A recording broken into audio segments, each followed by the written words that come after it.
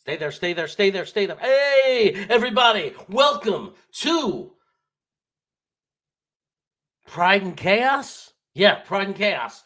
Is Zach Wilson or isn't he Zach Wilson? Will the real Zach Wilson please stand up? Please stand up. Will he stand up? We'll find out right after this. And now, welcome to Pride and Chaos. Welcome to the darkest year of our adventures.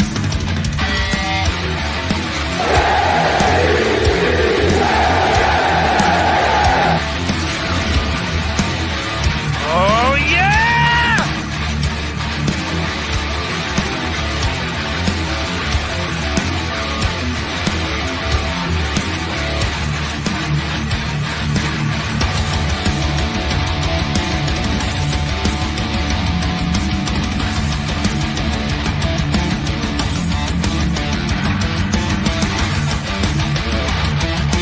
And now, give it up for Jeremy and Nick. Now you scared me. And as usual, Nick is wrong. Why are you the way that you are? God, I can't stand you. Let's go to eat a damn snack. Whoa, that was cool. And here we are. And where is he? Here he is, my Nope. co-host. I want an intro. Hello. I want an intro. It's been a while. Oh, he wants an intro. Should I give him an intro? Are you allowed to ask for an intro? Well, when you get an intro, you do have to wait until after I welcome the early people that are here. Martha Simon, what's going on? Phil Adams here. Mess is here. Mikey Jets is here. What's going on? You're in the house, baby. Sleepy Chode Uglis. I know that guy. He's that other guy. Todd in the house. What's going on? Tony Alexio, my good friend, is here. And Sleepy Joe Uglis, by the way, is really just Knobcraft. But anywho, let's move on. Welcome to everybody. Glad for you early birds that are here early, ready to go. And I know some of you are just piling in now, and we've got to get my co-host in. He refuses to play. He won't come out and play unless I do his intro. I could try let's see if this works. Nicholas. Come out to play, yay! No, I don't think that's going to work. All right, here we go. Ladies and gentlemen, this man cannot be slowed down. He cannot be stopped. It doesn't matter if they took his toe. It doesn't matter if they snipped his knee. It doesn't matter if he fell down the steps. He keeps coming back. That's because he is the best there ever was, the best there is, and the best there'll ever be. The greatest co-host in the world.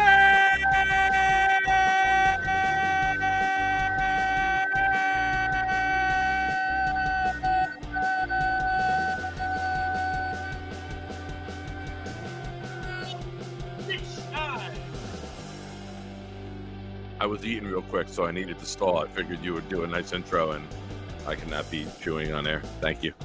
And if there's anyone in Jets Nation who has supported and defended Zach Wilson, it's yours truly.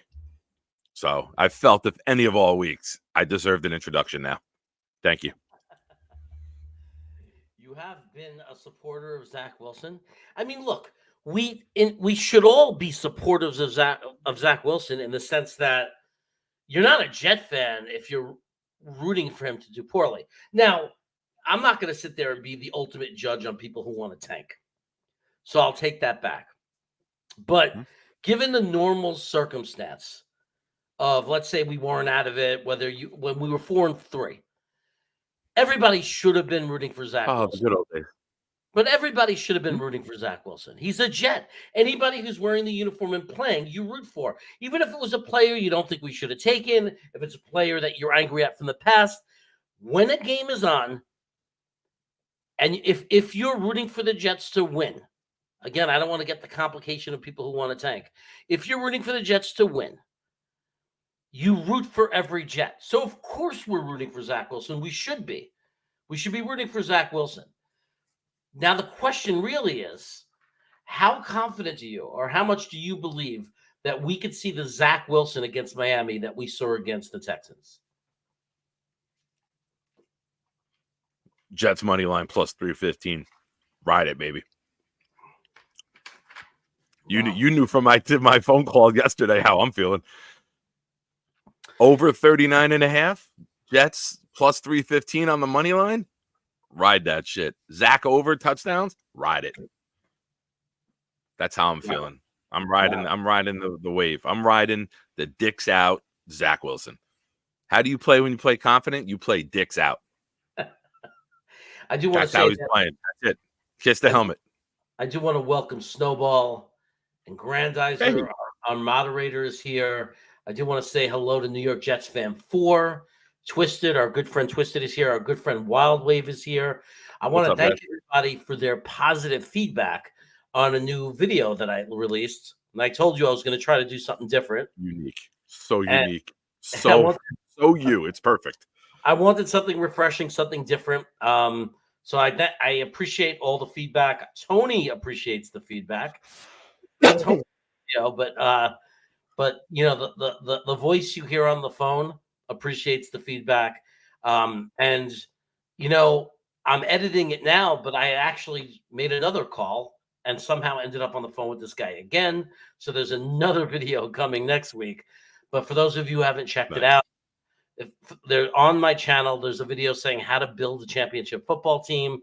And basically I was trying, you know, you'll find out I accidentally ended up with someone on the phone who gave a whole tutorage or whatever you want to call it, of a tutorial of how to build a championship team. So check that out. But I appreciate everybody that's already watched it and gave me positive feedback. Thank you. I'm gonna steal the idea. I'm gonna do it myself. I'm gonna take it. You wouldn't be the first. Set it up, you knock it down. That's what you call teamwork, boys and girls. What's up, everyone in the chat? How you guys doing tonight? We should be happy. Yeah, look, we should be happy. No one should be upset that we lost. You touched upon it lightly earlier, so let's start there, right? Yeah, tank or no tank. We've wanted this. We've wanted this. You don't ever, when you have a young guy playing quarterback who shows a sign of hope, it's not a bad thing. Right. Like the goal was always to have Zach Wilson be a successful quarterback in the NFL. Did he do that after one game? No, God, no. But sometimes it just clicks. Maybe I don't give a fuck what anyone thinks. Maybe I don't care if I throw an interception. Maybe that is the mentality someone with his arm ability and his arm talent needs. You know, Brett Favre believed he could make every goddamn throw. Brett Favre threw some of the most interceptions of all time. I think he's up there, right? Eli's up there with him, I think, too. But you got to believe in yourself. If you don't believe in yourself, those windows close so fast, especially now with how fast linebackers are and you know, defensive lines are sending 4 and getting there because they're so athletic. You used to have 2 fat guys who weren't even a threat as a pass rusher.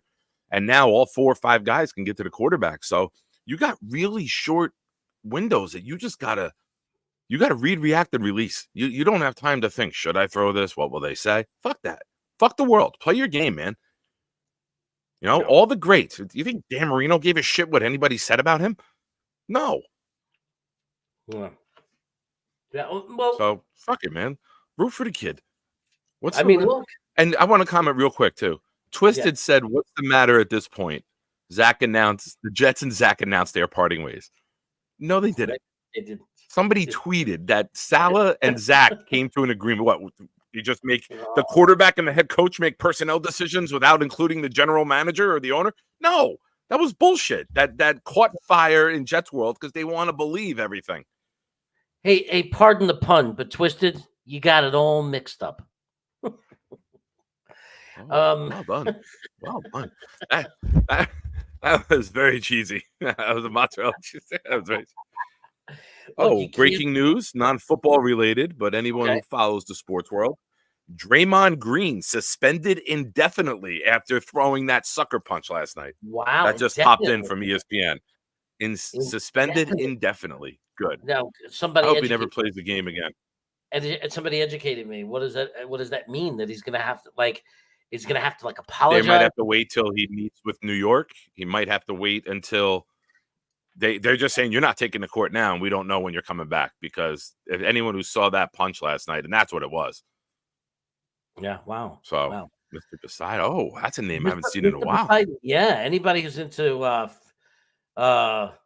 fishing and dancing at the end of the show is a great little thing where he dances at the end of the show. It's an old friend of mine, Mr. Poseidon. He's also a Jets fan. So, but he has a channel of his own. You guys might want to check it out if you're into fishing. Check it out because he has his own channel. But it's good to see you, my friend. It's been a while, so thanks for stopping by. We appreciate it. Awesome. Yeah. Yeah, that just popped in on the phone. I figured throw that in while we were in between things. So let me ask you a question. Oh. Did Super Bowl MVP, Super Bowl champion Patrick Mahomes win AFC Offensive Player of the Week? Nope.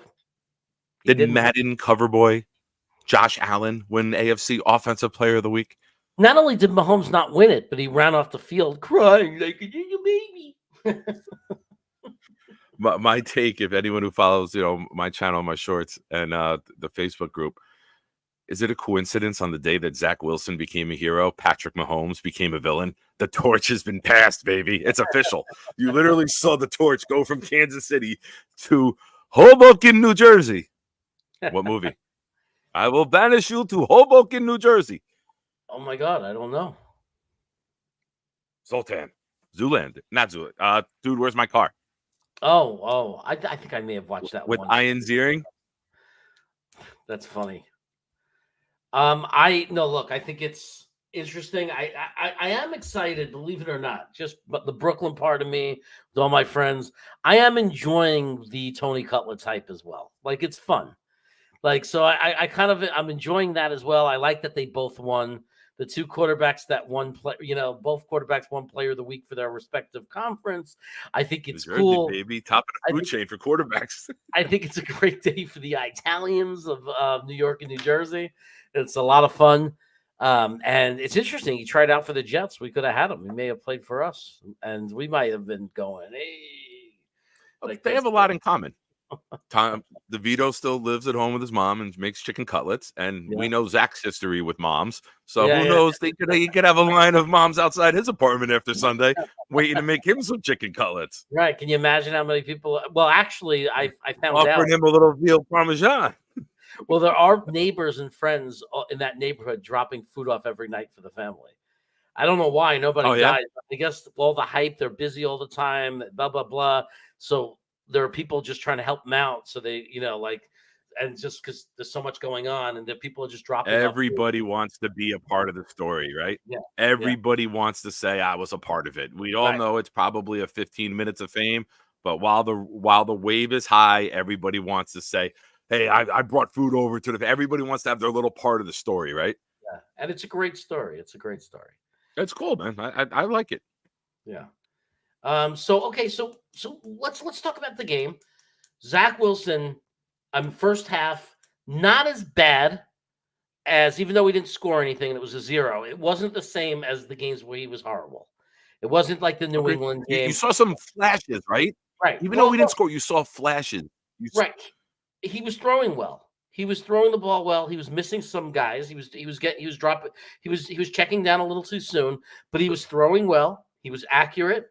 And the biggest problem was more the play calling. And we couldn't get a run game going because the offensive line was horrendous against the run the whole first half. So we couldn't get a run game going. Second half too. Right. A lot of pressure on Zach. But he didn't, he didn't make any big mistakes. That happened later when he was actually playing well. He did make that one little mistake, but he didn't make any big mistakes the first half. He didn't do anything to take us out of the game, to put us behind. I definitely don't put the first half 0 on him. I think it was an overall like it was a continuation of our bad offense. I don't think it was bad quarterback play. Now, that changed in the second half. Suddenly, Hackett pulled out the playbook. Zach finally really did let it rip. He saw him start to relax. He looked very different the second half, very relaxed, like he was having a lot of fun. And the team around him played better. They simply played better. And nobody was much less dropping passes. Nobody was dropping the ball. That's a big deal. And we saw Garrett Wilson explode, and we saw Breece Hall start to explode again and show his explosiveness in the receiving game. I mean, what do you think? How did you like the way the team looked in that second half? And what do you think of that offense? Well, the rain came down a lot heavier in the first half, right? And as you saw, both teams stalled. But you saw glimpses of hope. You saw some good throws. You saw some on-time release points. You saw the play action plant release. Things that we've all been begging for, right? Like, just throw the goddamn ball. Don't hold it because the window closes. Now you're afraid to throw a pick. You're not throwing it on time. The window closes. Now nobody's open, and Zach does his scrambling. We didn't see much of that. We saw aggressive escapes from the pocket while still looking to throw. I think the second throw of the game, he escaped the pocket, hit Garrett Wilson, who was standing on the sideline, and kind of just got like 8 yards there, right? I got it. Mr. Poseidon, thank you. Do you really all believe, guys, that this could be the turning point? I'm a very positive Jet fan, sir. You will not find somebody who is more optimistic and hopeful than I am. I hope the kid figured it out. Do I expect every game to be 300 yards, 2 touchdowns? No. But if he's trusting what he sees and he's releasing the ball on time, that's a very big sign for the kid. I'll just stay there. I'm not going to go saying he's going to be this, he's going to be that. I'm just going to stay in the present, right? I'm not going to shoot to the moon as much as I would love to with Zach because I love the kid. You got to look at his play and say, if you showed somebody the tape of the Patriot game in September and then you showed them the tape of Sunday, they'd be like, no way that's the same kid. It's what? It's 10 weeks apart? 10 games apart? Are you freaking kidding me? So growth. You know, some guys, I say this all the time. Guys are probably tired of hearing it. Not everyone is amazing all world from the moment they step on a field like Joe Burrow. Some guys take time. Eli Manning took about 20 starts before he really got it. Some guys they need that adjustment. You know, he played at BYU. Nobody at BYU, their opponents, the COVID year, that the opposition's defense went on to get drafted. So he was basically picking on scrubs. So now to go to the NFL, to go in a division with the defensive coordinators that we go against, you know, it's a good sign that the kid finally did it. If it's a flash in the pan, we can always say we had that one moment. But if he can pull it off this week, we have hope, man. Late in December, we have hope. I also want to point out more than we thought, right? When Rodgers went down, a lot of us thought the season was over. But another thing we should point out is when you look at the times that Zach has played well, like he played well the first game of the year. We were down by 10 points. He managed the game very well against a very tough team, you know, opening game, Monday Night Football. Zach did great. The game that he had against Kansas City was a great game. It was an excellent game. This was against a real defense, right? So the kid has had moments. But more importantly, what I want to point out, when Zach has played well in the quarterback position, how have the Jets looked? So we came back and it looked like they could beat anybody. Right. We came back and beat Buffalo. Very easily could have beat Kansas City, robbed by a horrendously bad call or non-call. Right. I mean, even if you're going to justify and people are going to tell me this, forget about the Sauce call. What made the Sauce call bad was that they didn't call the Jermaine Johnson call when he was being held. That was the problem. It was the inconsistency and the unfairness. If we get any kind of real reffing, but either way, we were at their level. We were there. We were at the point where technically we should have had a final drive to win that game, and we took Kansas City to the max. And then against the Texans, who aren't having a bad year, they're in the playoff hunt. Zach opens up and plays well, and we outscore the opponent 30-0. or 30-6. 30-6. That's the pace of 60-12. That's how our football team looked as we received good quarterback play. So I think if you're not excited about Zach Wilson, be excited about the Jets with Aaron Rodgers playing next year. Yes, because and that's what it showed us, right? Apparently, we're a really good team when we have good quarterback play. Really good. Yeah. Look at Mr. Poseidon, thank you for the super chat. We have another one coming in from Ablab. What's up, my friend? Thank you for the super chat. We appreciate it. Sup, fellas? Good to see y'all. Whose flashes look better talent-wise? This is a good one. That's a good question. Zach Wilson or Darnold? Does the QB that is in the 3rd, 4th round of 2024 draft have this kind of talent? Curious to know your thoughts. Oh, you got your money's worth on that, man. That's a good question. I'll say this. That's a good question. I'll take it I'm ready to go on this one. Okay. Darnold. I'll go second. Okay.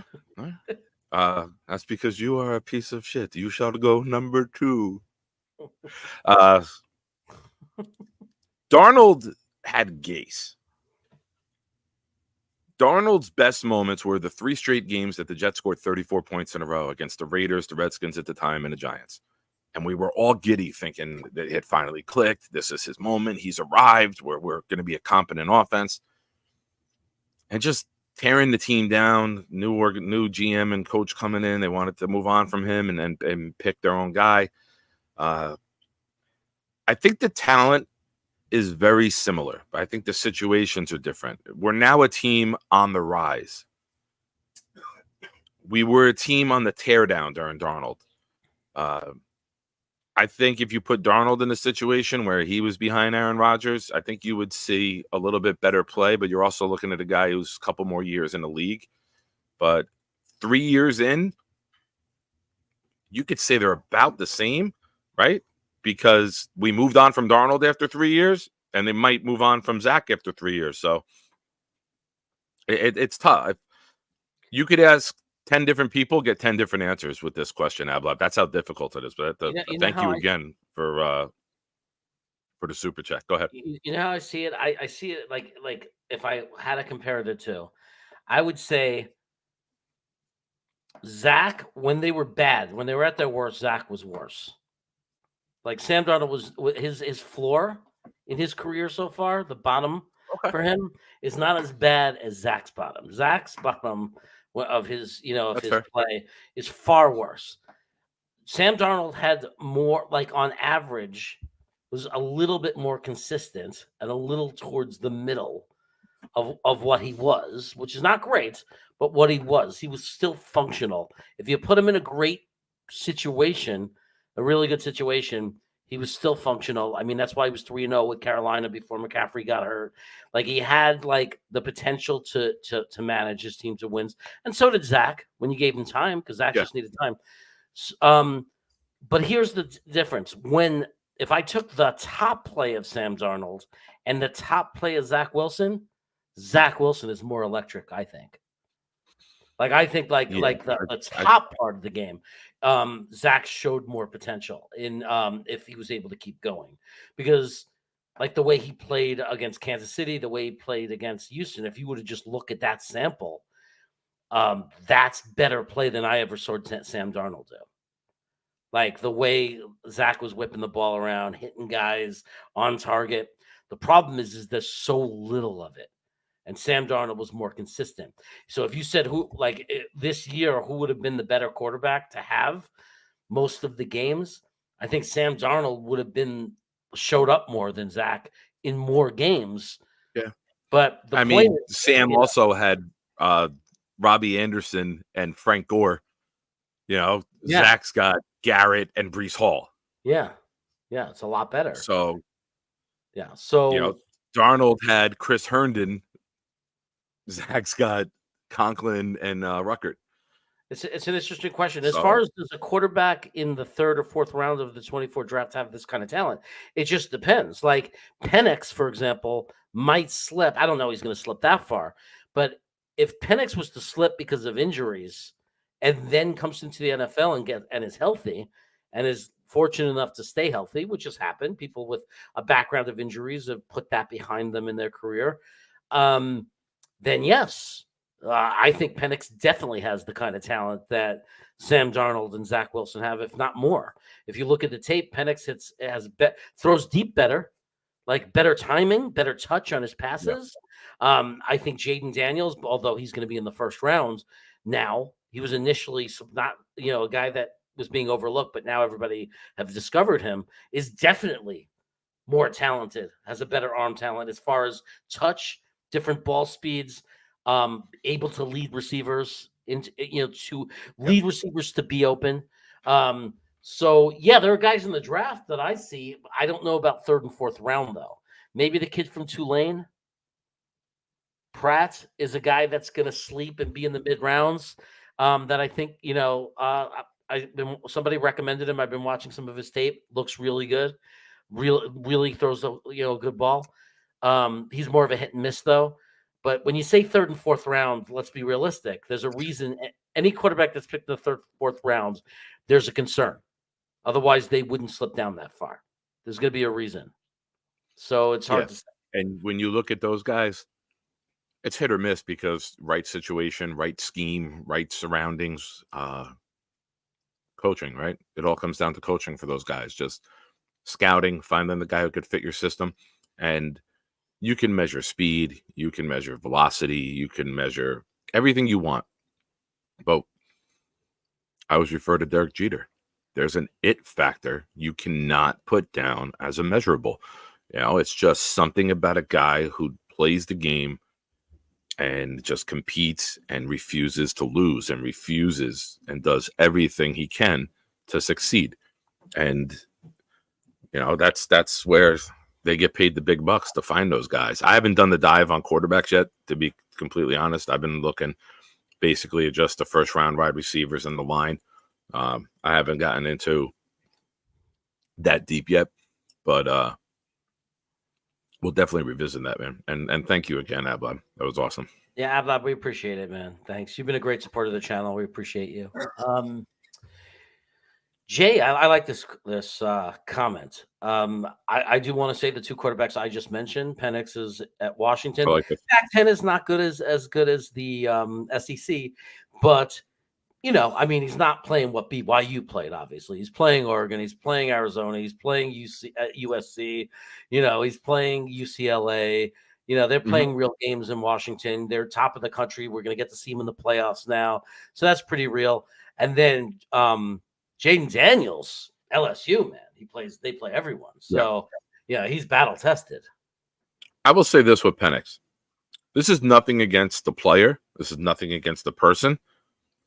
But as a New York Jet fan, I would be furious if we draft a kid who's had multiple leg injuries already, knowing our history the past couple of years with leg injuries, either the offensive line, Rodgers, obviously this year.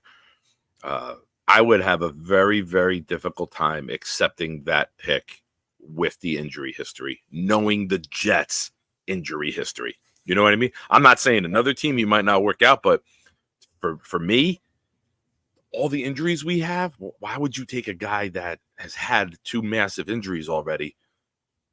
And I don't know. I think if you're the Jets, you got to wipe him off the board because of the injury history and just our luck, right?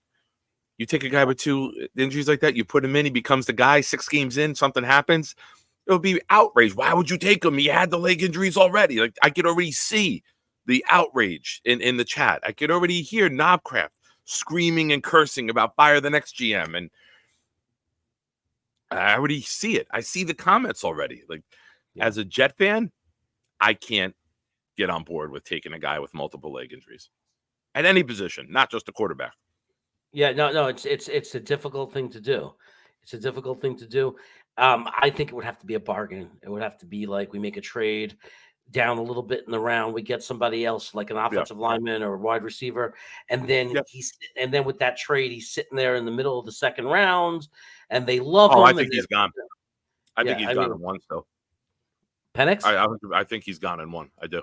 Yeah. Really? Okay. I think it's hard to know. It depends. we still got to think about the offseason, the combine, all that stuff. And Yeah. if he's As of looking right good, now, I mean, he could slide. Will Levis. We all thought was going to be a first round pick, right? We all thought he was going to be a top 10. We had him going Tennessee in round 1 in the top 10. Ends up going in round 2. So guys slide.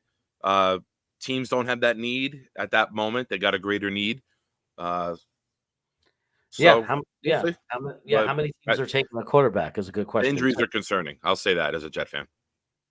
Definitely. I mean, we definitely are part of a franchise, are a fan of a franchise that should be concerned about guys who can stay healthy. But the argument to counter that is we're the type of organization that picks a guy who's never been hurt in his life, and he could be a Jet for 10 minutes and get hurt. Like Perion Winfrey had no injury history, right? He got into some shit. Like he ended up being cleared. The Jets pick up this talented kid. Looked like he was going to do well. He went into our practice squad, got escalated really quick, right? Got promoted. Yeah. Looked like he was playing well for the few plays he was playing. And this is a guy with no injury history, and he goes down and season's over. So, there's something to the Jet thing too, unfortunately. So and obviously, I think that factors in. Yeah, the Jet factor. I mean, the Jet. We should start a website instead of Jet X, right? What is it? Jet X factor. We should start Jet IR factor. Like that, we factor in if guys can get hurt or not. What is the percentage? Yeah, I mean that's what it really comes down to. I wonder if the good news about Aaron Rodgers is the injury that he has is in a spot where it's on the other foot. It's on the shoes on the other foot. No, he's it's his non-throwing foot. It's his non-planting foot. That's all really good things. It's just I don't even know if it's because of that. I don't even know if he's more likely to hurt it again than a person who's healthy. Like so, there's no reason to think, and there's no reason to assume that he's going to get hurt again. Like we have accept that he's a Jet, but for the most part, we have every reason to believe that Aaron Rodgers is going to come back next year and regress to the mean, which means he's going to play 16 or 17 games.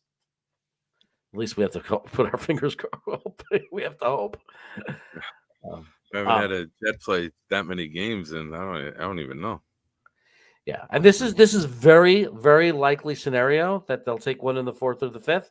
But if they make a trade, if they have like the 10th, and there's a partner who makes us an offer, and we trade down to the 22nd, and we get someone we really like with 22, and now we picked up a second rounder, then the second rounder or the third rounder could go to a quarterback. It's very possible.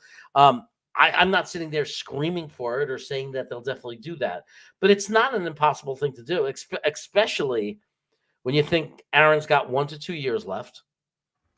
And how great would it be to take a talented kid and take a shot at developing a quarterback the right way, and having Aaron Rodgers leave with a quarterback that's been developed the right way. It seems to be a working formula. It seems to be working. I'm not saying he's a superstar, but Love looks pretty good in Green Bay.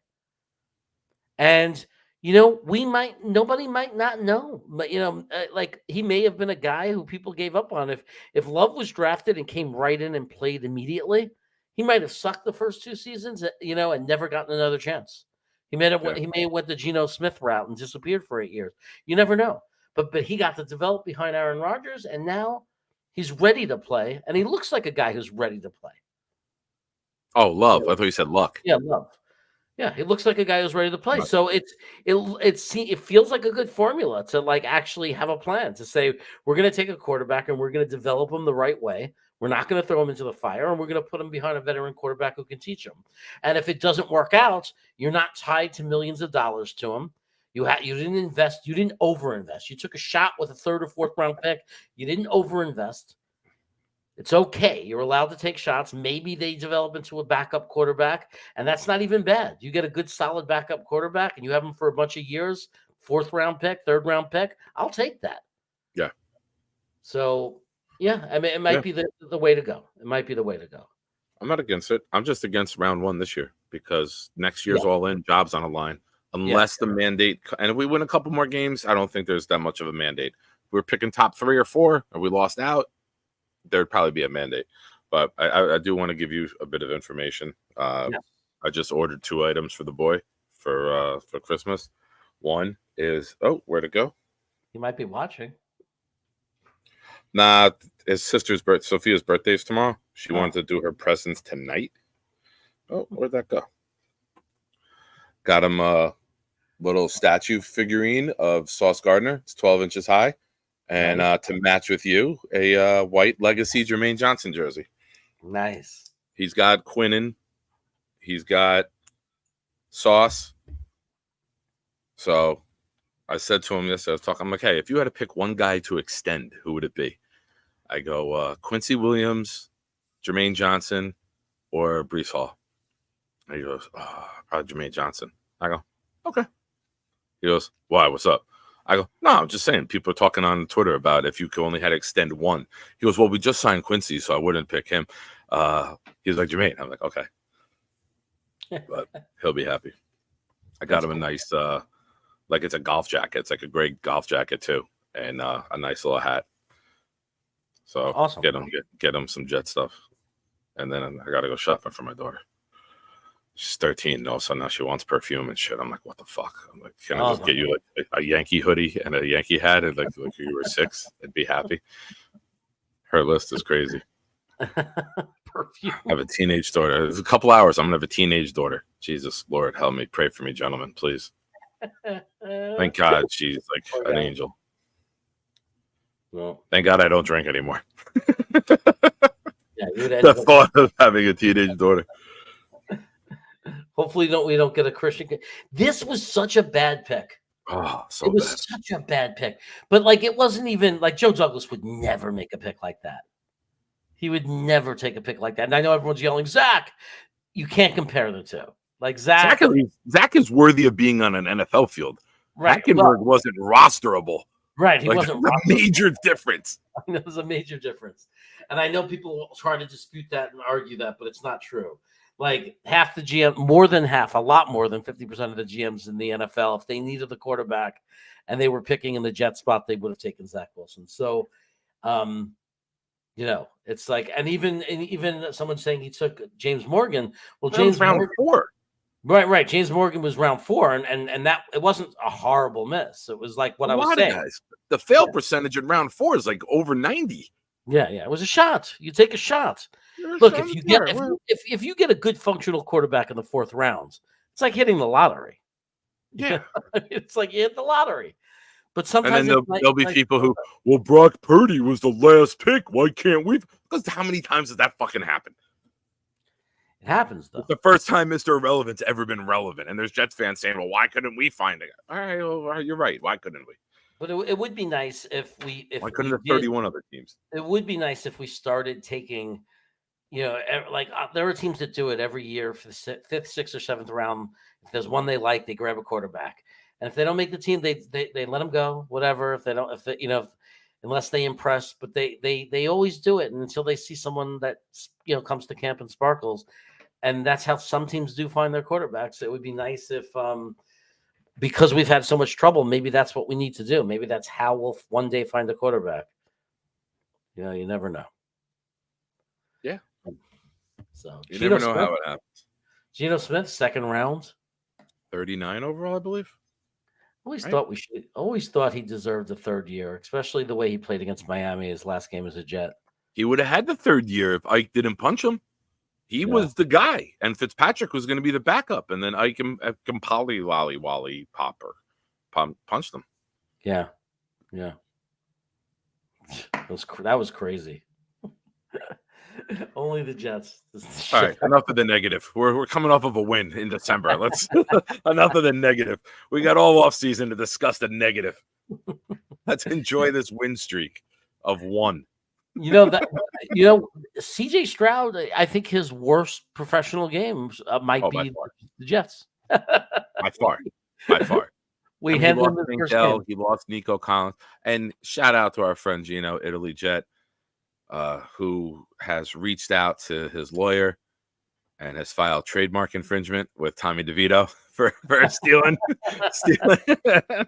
Let's be real. Every Italian does it. Tommy's just the one on TV on a bigger platform.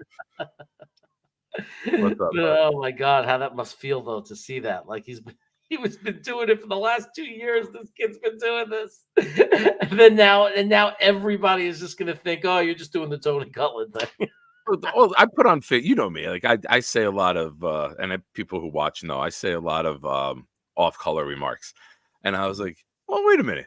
Like, what if every quarterback who won a game, people just started doing cultural references about? Like people would lose their goddamn. Like we had Mark Sanchez as a quarterback.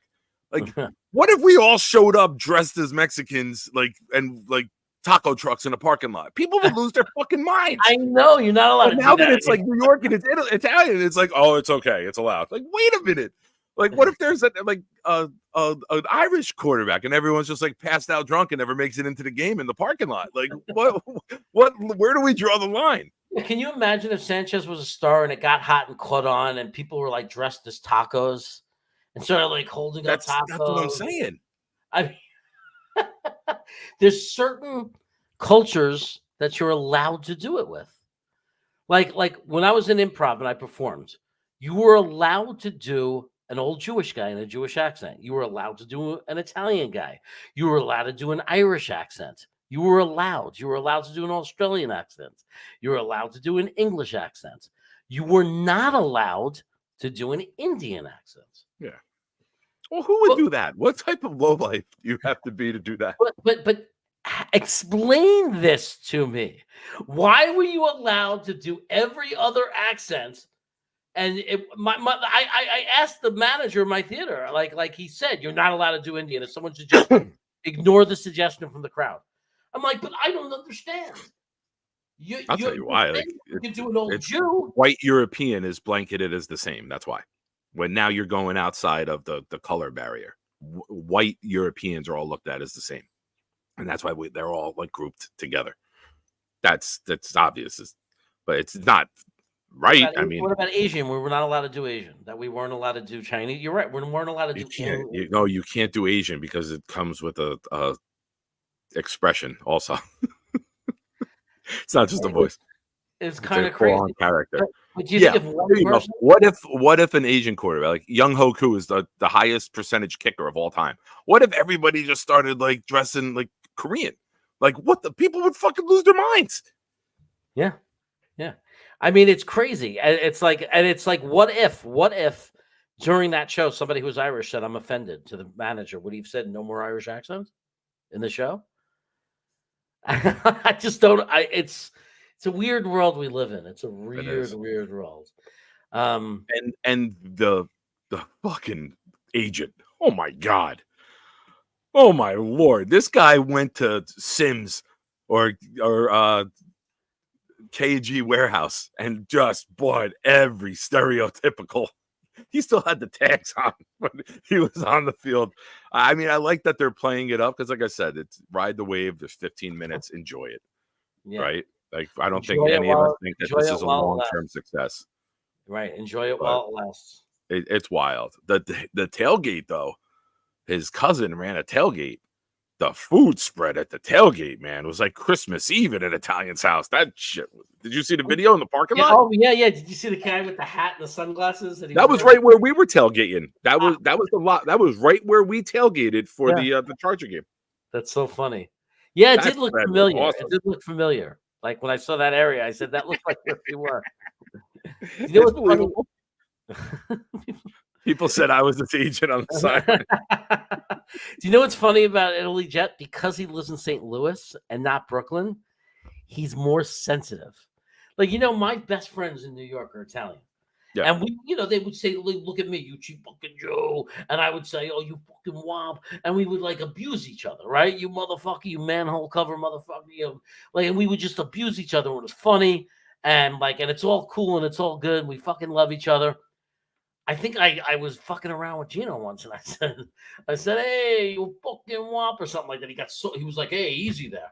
It's like, oh, Whoa, hey, shit, whoa, he's hey, not whoa, from New whoa. York. He's not from New York. He doesn't know. He doesn't know that that's Turns okay. into Paulie Walnuts. Oh, That's the way we talk to each other. Like he didn't it's know.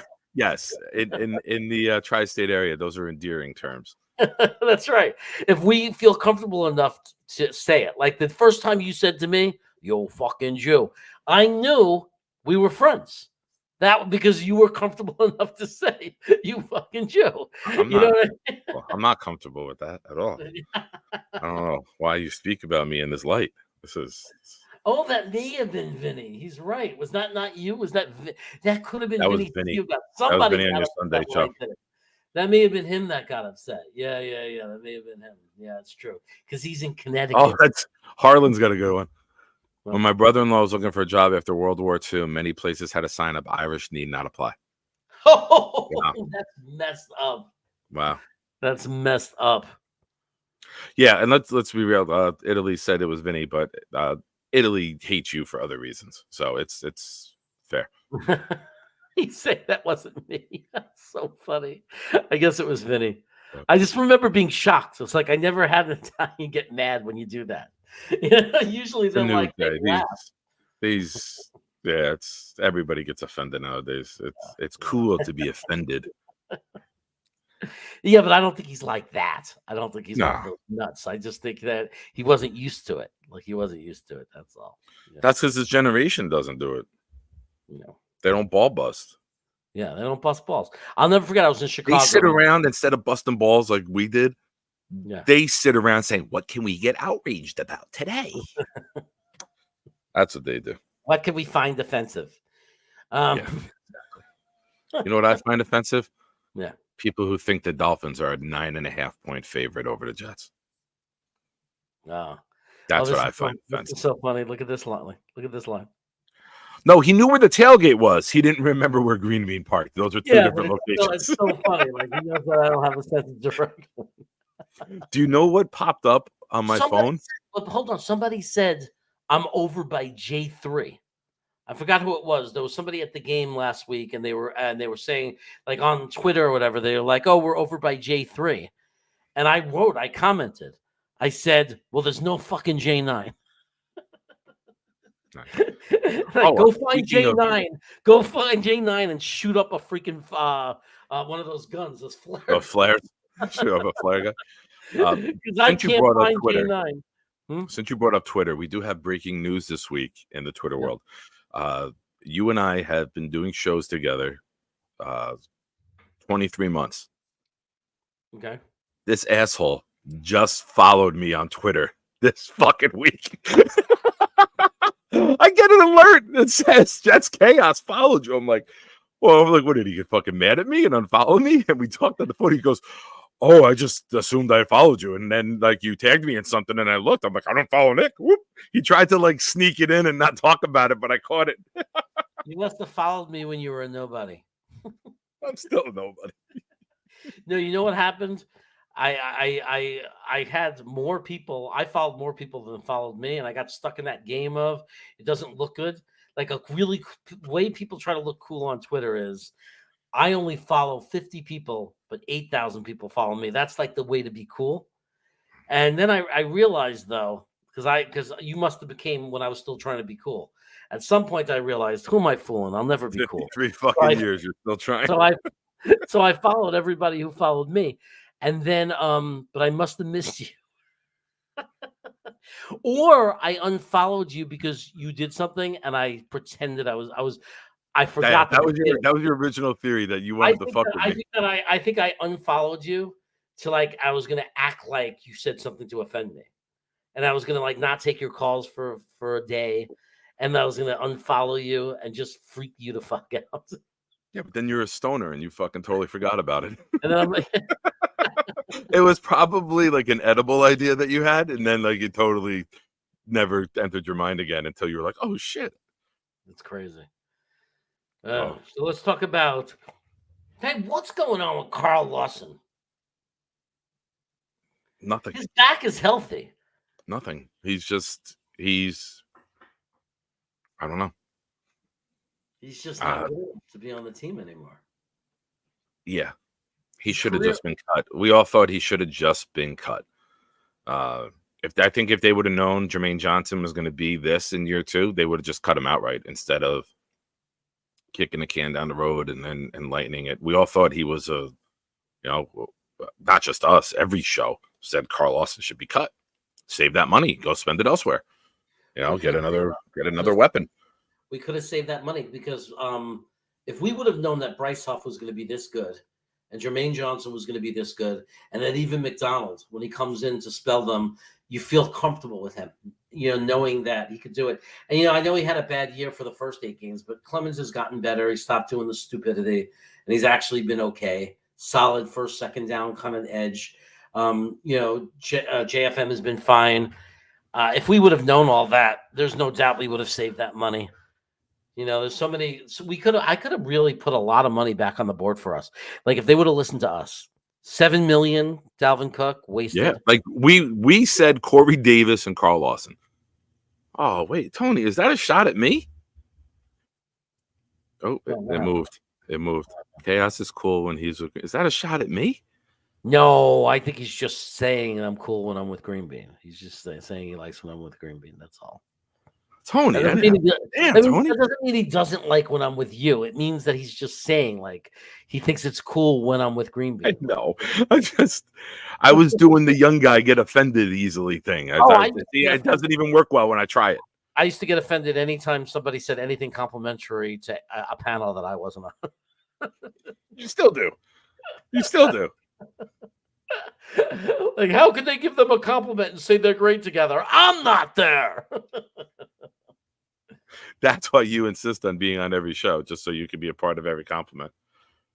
Yeah. Look at this. Where the hell is Roger Saffold? Like, I don't understand. It's been over a month. Like, where the hell is this guy? Halloween was the trade deadline, and we signed him. I don't know. I haven't heard about him. I hear nothing about Roger Saffold. Like I felt that I was on. Thank you, Wildwave. I appreciate you guys. I was lucky enough to be on with Matt O'Leary for the trade deadline show, and we're like, all right, we got Saffold. All right. Did I dream that? Did that happen? Did I read that live on Matt's show? Like. And there's been no reports about him. There's been the only time you hear Roger Saffold is somebody will bring it up in the chat each week and go, "What's up with Roger Saffold?" I'm like, I don't know. Samini, Connor, Zach, nobody talks about him. I don't understand how it's possible that he is not beating out the players that they're using at right guard right now. It makes no sense to me. It's absolutely Glazer. How is he not starting above this guy? I think he's better than Wes Schweitzer. Just go with it. Just go with it. Just go with it. No. Will the real Zach Wilson please sit down? We don't want to win any more games. Oh, so Billy is a tank guy. Billy the Tanker. Billy Tanker. Billy Tank Billy. William the Tanker. Damn, Tony. Tony's putting nails in my casket tonight. Damn, bro. I take the shout out to Green Bean because it takes a lot to make Jeremy look fucking cool. Green Bean's a fucking miracle worker. Oh, wait a second. Let me try to look cool. Hey, yo. Hey.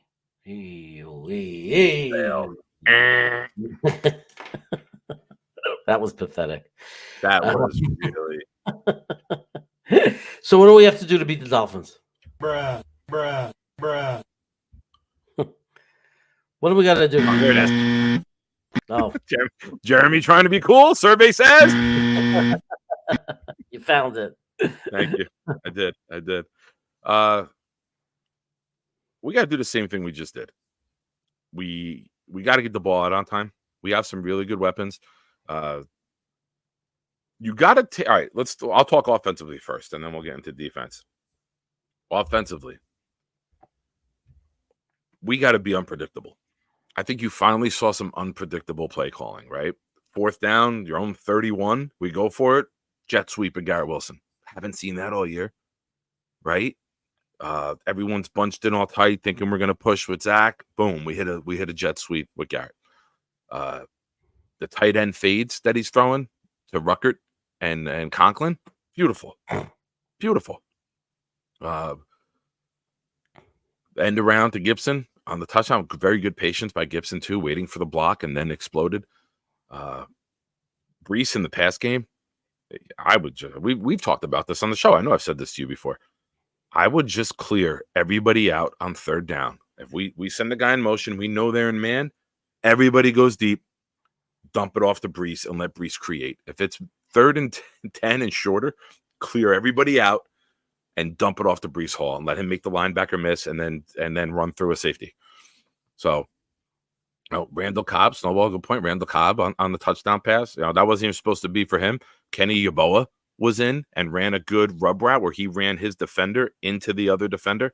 He never touched him, but he slowed it down enough where the guy behind him, where they bumped, and it opened up Cobb. That was supposed to be for Garrett Wilson. Just keep being unpredictable. Don't throw it to Alan Lazard. I love that he hasn't had a catch since week 10. Let him just block. Get your ass downfield and block for Brees if there's a screen pass or something. Just don't hold anybody. Don't hurt us. Keep going to Ruckert. Ruckert has a big play. The 2nd and 20 or 1st and 20, the 20-yard conversion. When the hell do we see that? That was like a Madden play. Like, I'm just going to throw it to the tight end in between 3 guys. He catches it and gets a 1st down. When do we see those plays? That was a Jets offense that I haven't seen in a long time. That was sick. Hey, check this out. This is my brother's intro to his energy show. Check this out.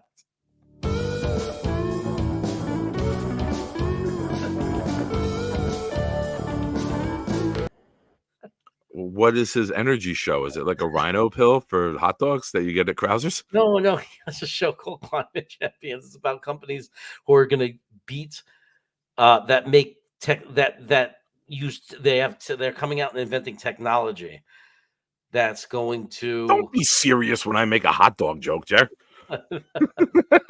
you were like, You're right. Let me do something more relevant.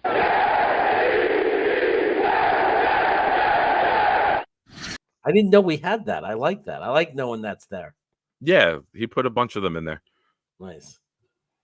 So, yeah, offensively, just be unpredictable. Do some things where we're not dealing with 8 guys in the box all the time and Brees has nowhere to go. It's tough enough with the injuries on the line to get holes to run through. I like that they finally started throwing it. I wanted to talk about this. I'm glad I remembered this. I absolutely love Dalvin Cook on the field on 1st down. Oh, yeah. I want Brees Hall on the field on 3rd down. Oh, I don't want Brees out there for 2 plays, tired and trotting off. Brees Hall, not that he's a 3rd down back, but he is elite on 3rd down when you need to gain yardage. And I think it finally clicked with Hackett and Downing and whoever else. We just got to get the ball to Garrett Wilson and Brees Hall, and we're going to be successful as an offense. You use Cook when the coverage flows that way. Now we hit Conklin. Now we hit Rucker. Now we hit Cobb. Now we hit Gibson. But you facilitate your entire offense off of Brees Hall and Garrett Wilson, and that's how you function in the NFL. You feed your fucking dogs. Yeah, let Dalvin Cook be the guy that runs the ball into off tackle, right into the freaking wall. You tire them down, bro. For a couple of yards. Let him do that. Them out. Right, on 3rd and 6, 3rd and 8, I don't care what it is. I want Brees Hall in the game. It was so stupid. The most important plays of the drive, 3rd down and something to keep the drive going. And for the first 10 games of the year, we didn't have Brees Hall on the field. That's fucking stupid. If you're bringing Brees Hall off the field on 3rd down, you might as well just bring Thomas Morstead on the field on 3rd down and say, you know what, that's it. We're going to punt it now and just get these guys off the field so nobody else gets injured. Right. Let's take out our best offensive player on 3rd and 8 every time. It's the dumbest thing. That would be like the Buffalo Bills taking Josh Allen off the field on 3rd down and bringing in like you're taking out your most explosive, unique player. So stupid. It was so stupid. And we see it now. But now we're out of it, and they're seeing that, and it's so obvious. This is what I mean about Robert Saleh is always one click behind. Like, now you realize that Brees Hall should be in there at third down? You didn't realize it after the first few games when Michael Carter had already dropped 3 passes and couldn't do anything to save his life? Like, geez, man. Like, get a clue. Why does it take them so long to learn? That's what frustrates me. Billy, I don't know if we need 3. Do you think we need 3 starting linemen right now? I mean, okay, if we don't re-sign Becton, but we have Tomlinson and Tippmann are definitely done. They're locked, right? AVT. Tomlinson? Depends. Tomlinson can be released after June 1st if we get a rookie, but I think Tomlinson stays one more year. I think it would be a hard hit. It would be a hard hit. hit. Tippmann, you got AVT, and you got Tomlinson. We need and then you're going to draft one. You're going to draft one to start, and I think you're going to sign one, whether we extend Becton for a 1 or 2 year deal, right? Rodgers seems to love him. I think we're going to retain Becton, and I think we're going to draft another offensive lineman, another tackle. I think that we will add more depth, and at some point in the draft, draft an interior offensive lineman. So I think there will be 2 offensive linemen drafted. I think the tackle will be the higher one, the one that we're hoping to contribute right away. I think the internal guard will be like 4th rounds or 5th, because 3rd round will be wide receiver, hopefully, and then the 3rd and 4th round is where you find your interior offensive lineman. Yeah, right. Like that's like your meat and potatoes. That's where you find these guys. And the blessing with Tippmann is you have the luxury of taking your highest rated center or guard and plugging them in, and Tippmann can play the other spot at a high level. So, but I think AVT, I haven't seen it, but our friend Tigo, he always says that they've said AVT is a right tackle going forward. So it's going to be interesting. The offensive line, as always in Jets world, is going to be one of the biggest. Yeah, Phil. Yep, Phil, you're 100% right. I say it all the time lately. But Carter Warren might be functional and serviceable. We don't know yet. You got to give him some. It might be. I don't think you can go into next season though with Super Bowl aspirations with Carter Warren. No. Maybe he projects. I do believe that Max Mitchell and Carter Warren are good depth pieces. I do. Like, if we go in with a good 5, they got enough playing experience already, right? Yeah, which is rare. Warren and Mitchell are both serviceable as backups. I mean, if you're any better than you're going to be on another team starting. Yeah. I mean, there's a shortage of tackles in the NFL. Yeah, with AVT, everybody killed Becton for getting injured 2 years in a row. How come nobody says shit about Vera Tucker? Now, I'm not the type to be the negative and attack, but 2 years in a row, 2 different body parts have snapped. What's wrong? Becton was the same leg. So, I mean, but I don't know. I don't want to harp on the negative. We're on a win. We got all off season to deal with negativity. But can you see that winning more games will really hurt us here? No, I don't, Billy. Because if the offense opens up and the offense is scoring points, it kills the narrative that Hackett's offense doesn't work, and we can only imagine how good it's going to be with Rodgers. So I can't get on that. I said last week in my video, if we win, I'm happy. You want to line up. You want to win games in the NFL. If we lost last week, I could find the positive in it with the draft, but I'm tired of fucking rooting for the draft. I want to win football games. Yeah, there's no guarantees anyway. I mean, and I don't care. I'm not going to listen to I'm not going to listen to anybody who claims it. Nobody that I know, nobody said that. What's his face? The Giants' offensive lineman, is it Neal? Yeah. Nobody had. He was a can't miss. That's what they were saying. His floor is an average to better than average offensive lineman. He was a can't miss prospect, and he missed. And Creed Humphreys slipped all the way deep into the 2nd round and is a super stud. So Trey the Smith was from Tennessee, went in the 5th round to Kansas City. right, and The narrative that you only have to draft offensive linemen in the 1st round is bullshit. And anybody who keeps pumping that, I'm sorry, it's a bullshit narrative. You find centers and guards in the mid rounds. Very rarely do you see centers and guards taken. You see a Zach Martin, you see a Quentin Nelson. But then you know what? You got to pay Quentin Nelson and a Zach Martin $20 million a year at a guard. I mean, there's a downside to taking those huge prospects, is that you got to pay these guys these massive, elite, once in a generation type of players, because you don't take those guys there normally. Yeah, like what are you going to do? Have $100 million offensive line? Yeah, like we took Becton in round 1. Yeah. Evan Neal, Giants, drafted in And round 1. And AVT. I mean, we invested. DeJuan Jones on Cleveland is playing fantastically. He was a 3rd round pick, I believe.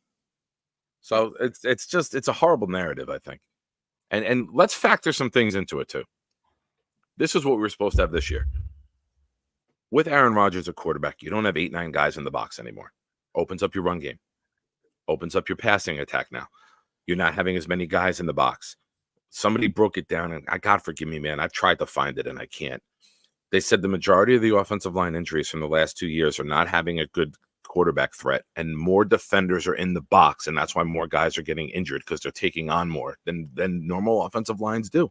And I think that's worth factoring in, that when you get Rodgers in, you can't have 8-9 guys up, because he'll burn you.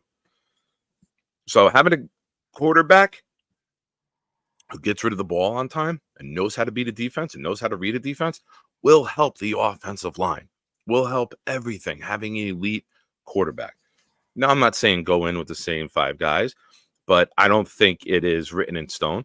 I think a bigger need for this offense is another elite weapon in the passing attack. I do. I think that right now, if I'm picking for the New York Jets, I'm taking the top weapon, whether it's Bowers or whether it's one of the receivers. Get me another elite weapon for Rodgers to have fun with. You got Hall out of the backfield. You have 2 elite weapons in the passing game. Now you're cooking. What are you going to do now? Breece Hall opens up the run game.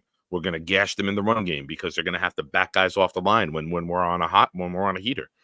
It's gross right now. It's fucking gross.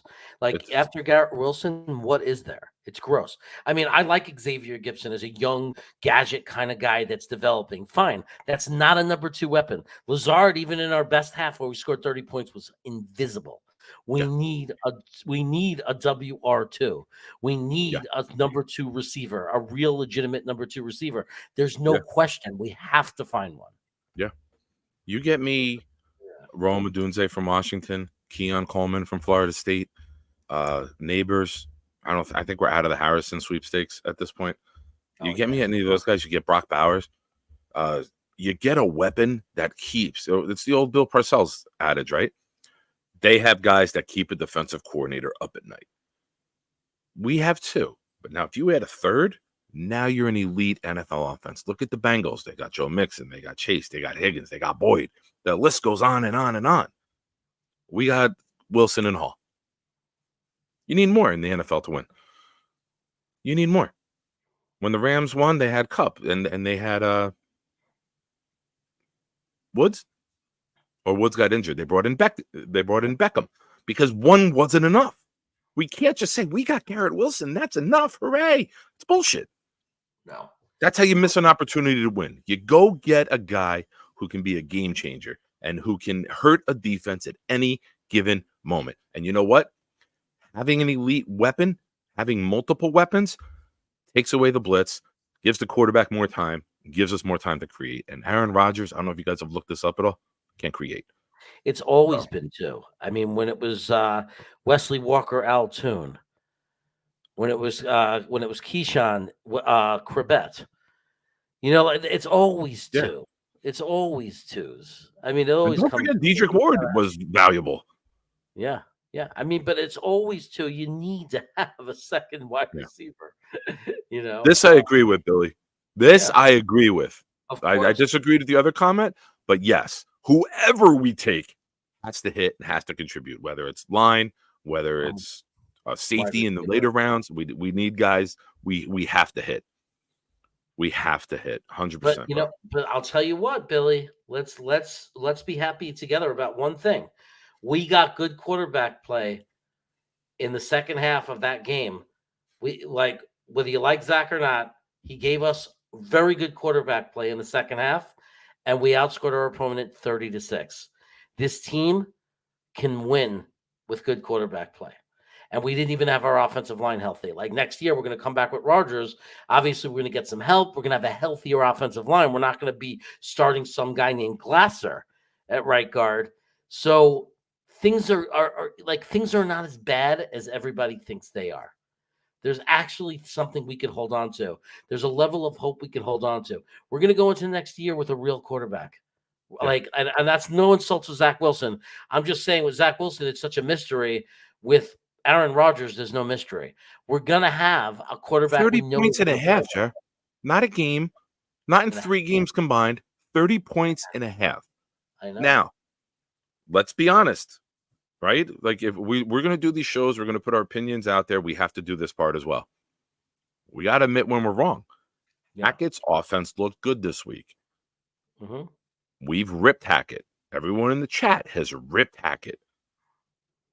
But you see what happens when the quarterback plays well? The system looks better, right? So we gotta take ourselves to task, and everyone else who said it. But to be fair, Hackett changed the game plan. They said we're gonna let Zach let it rip. Chicken or the egg, right? Chicken or the egg. Like, so people can argue, why didn't he do that 3 weeks ago? Correct. But let's add this caveat in there. When you're having longer drives, you call more plays, and some plays that you're saving for maybe the 30-yard line to get you to the 15, you don't get to use on a 3 and out. Yeah. You don't get to use on an Alan Lazard holding and then a drop pass and the drive's over. You don't get to use it when CJ Uzoma clips somebody. Yeah. No, there's no question about it. He had obviously he had a good game. Obviously he had Hackett had a good game, but just like with Zach, he has to stack it. We have to come against Miami. We have to go into Miami, and we have to put up points. Here's the really cool part about Zach evolving. We have so many plays that haven't been put on film yet, right? Like we've had so many 3 and outs. We've had so many short drives. We've had awful games with less than 13 points scored. We saw plays in December that we hadn't seen all season. So that's a benefit for us going into a game with Miami, right? We have a lot of plays still in our pocket that we haven't pulled out yet. So there's a lot that if we get the offense going, we're hitting those passes early in the drive, we can get deeper into the playbook. We can pull out some shit that nobody's seen before. I think this is a good point. If I'm Woody Johnson, I'm making a decision because I am thinking that's myself. I don't want this guy picking for his job, and it's a natural thing. I want this guy to do what's best for the organization. Balance between next year and keeping this going for multiple years. I'm a JD guy. If I'm a JD truther, I'll say it right now. People could, and I'm not saying he's perfect. I'm not saying he hasn't made mistakes. I'm not saying he couldn't have done things better this year, but I've been a Jet fan for over 40 years, and I have never seen this team with more talent on its roster. I have never seen this team in a position to do something if we could just stay healthy. So I am going to say I'm a JD truther. I want to extend JD. I want to have him here for a long time because he puts guys on our roster that we could cheer for. I agree. And if Rodgers stays healthy, we're one of, if not the best team in football. Nobody can change. Even with the injuries to the line, nobody's changing my opinion on that. Hall's healthy. Wilson's healthy. Wilson would find Rodgers would find a way with Conklin. Don't forget how much Rodgers loves his tight ends. We've just seen a glimpse of it with what Conklin can do. Oh, Sleepy Joe Douglas. Oh, we both did. Go ahead. What are we going to be saying if Zach shits the bed in this next start? Because we've done the hopeful song and dance twice already this year. Well, I think that it's going to I think we're at that point where like he's either going to play very well Put the up or rest. shut up, right? Right. Well, I think in order to be on the roster next year, he has to That's a play. great picture. I think that to be on the roster next year, he would have to play really well for all 4 games. Like I think that like I'm not saying every game has to be like the Houston game, but he has to play really well and consistent for a bunch of games in a row. And I think if you listen to Salah's press conference, it was very clear. Like when he didn't just dispute the question, like for the first time ever, because he never used to say this. He used to always say Zach is part of our plan. Zach is part of our plan. And now he's saying, well, we'll have to see. So it's very obvious Yeah, that Zach that's a has good point. to. Right. If Zach starts shitting the bed, if he's awful in 2 of the next 4 games and he can't do anything, they're going to say he's too inconsistent. I'm not saying it's definite. If nobody offers us anything, they might keep him on the roster. I don't know for a fact, but I would be surprised. I would think that you've seen the last of him. If he plays out the last 4 games and plays really good football and we're competitive and we're scoring and he plays well and maybe he has 2 really good games and 2 games where he's a decent game manager, maybe not great games, but good, not bad. I could see him irking out a spot as the backup quarterback next year. I could. Yeah, and I'll say the same thing for those that missed my show on Monday. I'm proud New York Jets fans. Check it out. Grandizer has been popping in the chat. Appreciative of you, sir. I think the company line is Zach's under contract. Zach will be back. But if somebody calls, they'll move him. I don't think he's untouchable. I think if they're not going to call, but if somebody calls and says, hey, let's talk about this, Joe always says, right, we're going to take every call. Whatever, if we get the right offer, we'll do what's best for the organization. And that's what I love about Joe. You know, here's something that I thought of as you were saying it. He hasn't said Zach's here. He's told us that Lazard, he's got to figure it out because we got him through at least next year, right? They've done the math on Lazard on when they can get out of the contract, and they've publicly stated it. So it's interesting that you caught on the words, right? And what do we do as fans? We're always trying to read between the lines. What do the coaches say? What are they not saying? What do they mean here? Well, he said this. I think he meant this. It's interesting that he drew the line in the sand with Lazard with how long he's going to be here. And then they tiptoed, not that he tiptoed around that. But thanks for the super chat. We appreciate it, man. Yeah, thank you, sir. Yeah, thank you. Let it rip. Let it rip. Hope they don't go. Yeah, they better let it rip. They better. Like they have to realize it's so stupid. They better not imagine they win a couple of games and suddenly they're in the playoff hope, and then they get afraid to win again, and they get all conservative and tight. Like at what point? These are adults. They gotta learn. Just let it rip. You got a young team. You got tons of talent. Let it rip. I'd rather lose letting it rip. Right? I'd rather lose that way. We took a shot and gave ourselves a chance to win than to be all conservative and just be bored out of our freaking minds and score 6 points a game. I mean, give me a break. It doesn't work. We're not winning that way. They should do what they did. Freaking throw the ball, take big chances. The best call of the game was that when they faked them out, when they were acting like they were trying to draw them off sides and they really snapped the ball.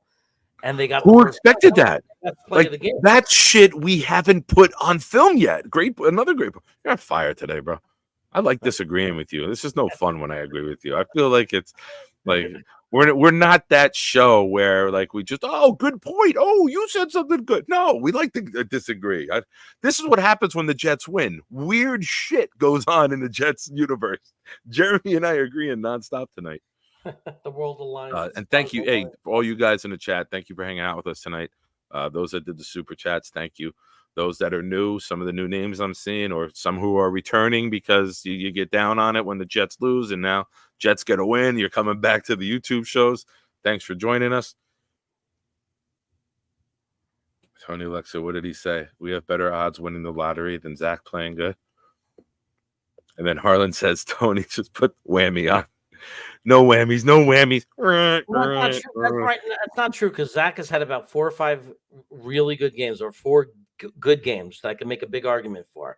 4 really good games in 33 starts, which means that's like 1 out of every 10 to 11. So that's like a 9-10% chance that he's going to come out and play a good game.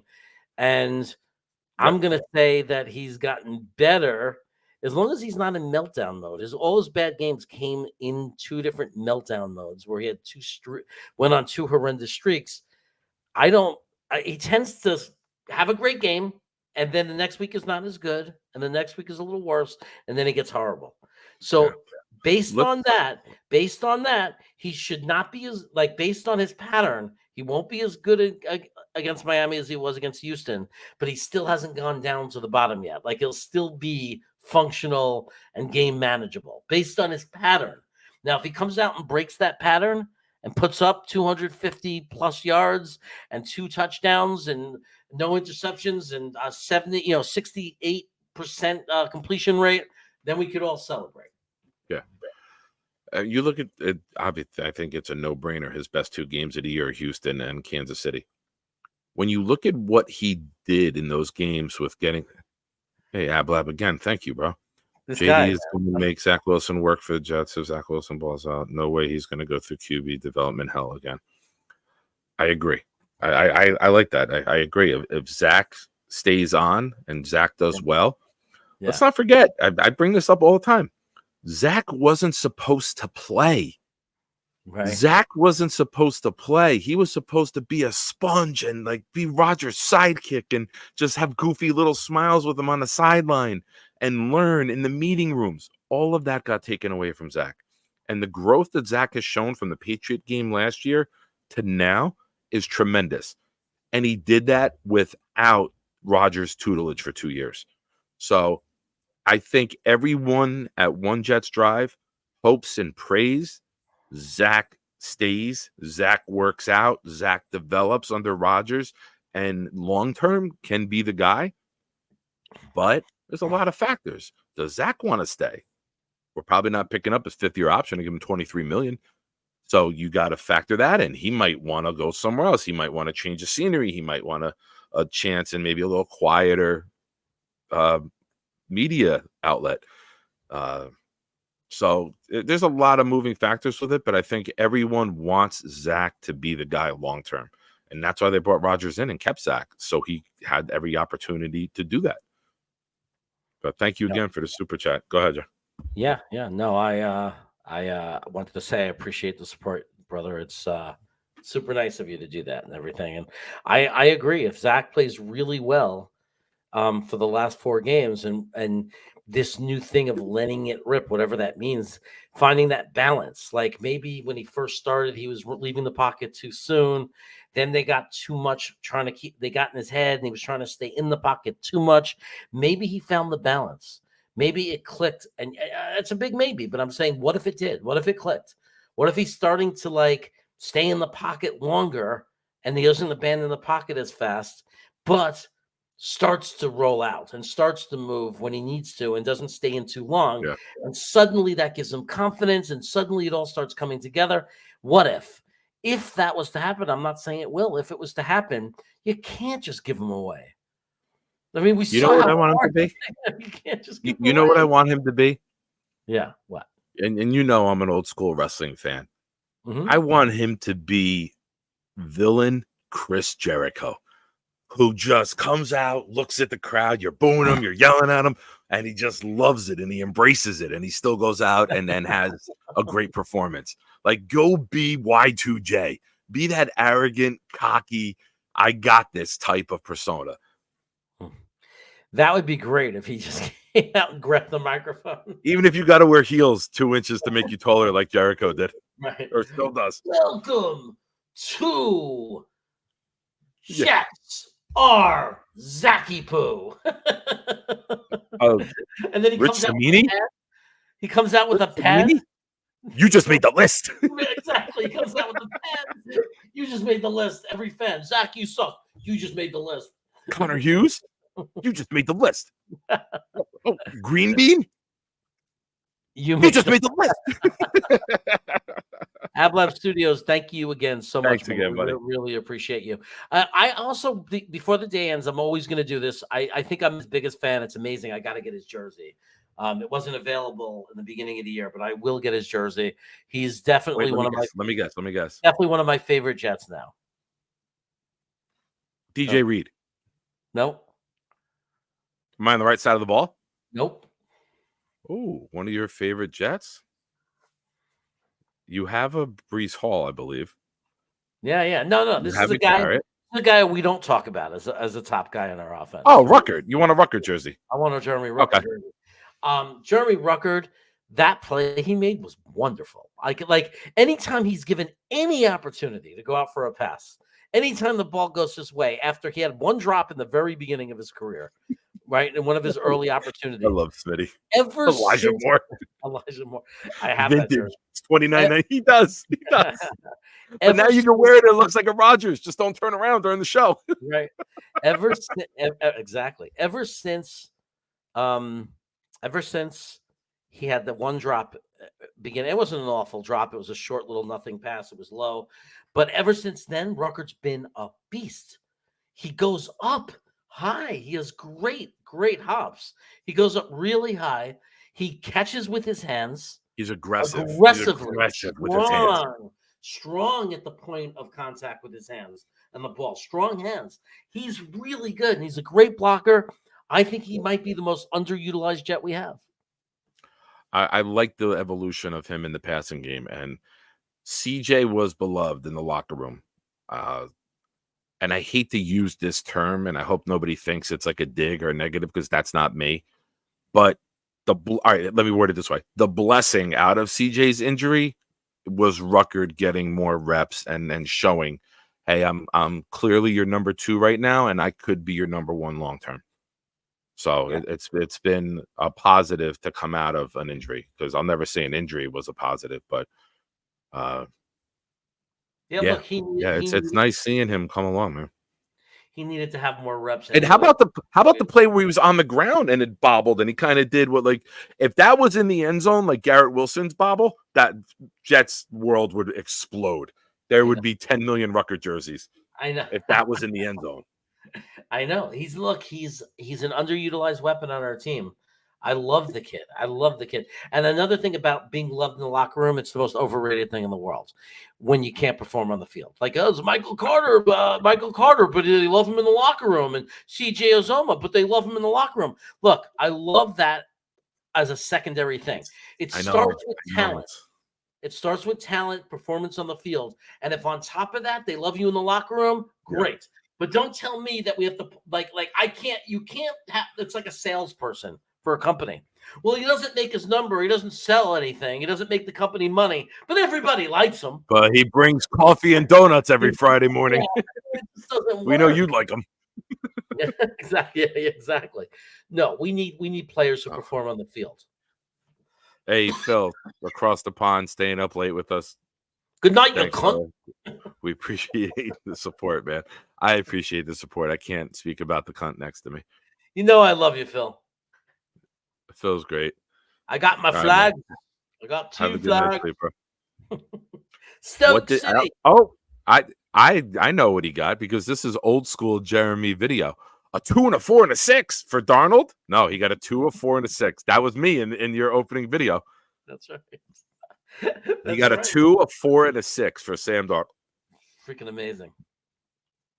Amazing. A 2, a 4 and a 6. Yeah. You won the whole world. But let's be real. Carolina isn't the best at making quarterback trades. They traded up a shit ton for Bryce Young, possibly the worst quarterback in this draft. When you take what Carolina has done to find their quarterback in the last 3 years, it's fucking hysterical. You could start a new franchise with all the picks that they've given away for quarterbacks between Bryce Young and Sam Darnold. I think they were paying. Who were they paying last year? It wasn't even on the team, but they still had to pay them. Was it Cam? I think it was Mayfield or something. I think they were still paying for him. Oh, they had Mayfield for a minute. They had Cam. Let's try to do this. Yeah, it was a disaster. They've been a disaster, dude. Cam Newton, right? Then they had Sam Darnold. They had Cam.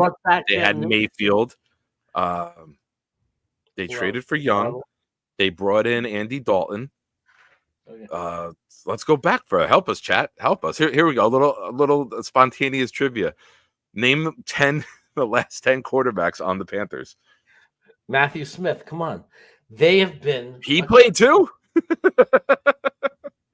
They have been atrocious. Like they've been a disaster. Billy has a follow-up to it. Billy, they would send him there in bubble wrap to make sure he gets there safely. If they could get, I think if they can get a 4 and a 6 for Zach, he's gone. I think he's gone. A 2, a 4, and a 6. The only way they can get a 2, a 4, PJ and a Walker was another one. That's right. You know how he XFL, PJ Walker. Billy, there's I like Zach, but if you get a 4 and a 6, see you.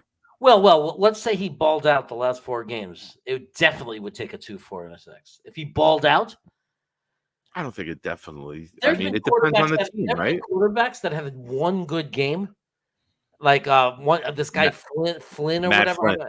Matt Right, Flynn. he had one. You never get names right, and that's the name that you get right. Kudos to you, man. That right.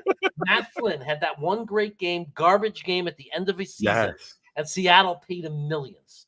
So there is no freaking way that if Zach Wilson finishes up the last 4 games, that would be the last 5 games of the season, balling out. There's no way he's not getting a 2nd-round pick. It's quarterback. Okay. If he shows the NFL, I hope 5 games in a row, you don't think some team's going to take a shot at him? Probably Carolina. They don't have a 2. I think the Bears use their 2 to go get Sweat, the defensive end from Chris Winkie for the win. I try to make a Chris Winkie reference once a month. Good job, Seth. Chris Winkie, that's right. That was a question on Atlanta Falcons would make that trade. They give us their 2 and 4 and 6 if he balls out. I don't even need the 4 and a 6. If we get a 2 for Zach, there's no question. Tyler Heineke started for them. Jimmy Clausen. Oh yeah, you're going way back now. That's past 10. You're going back to the mid 2000s with that when you was just a baby. A baby. I was just a little baby, Matty Smith. Carolina has it too. Okay. I thought Chicago used their own 2 to get Montez Sweat.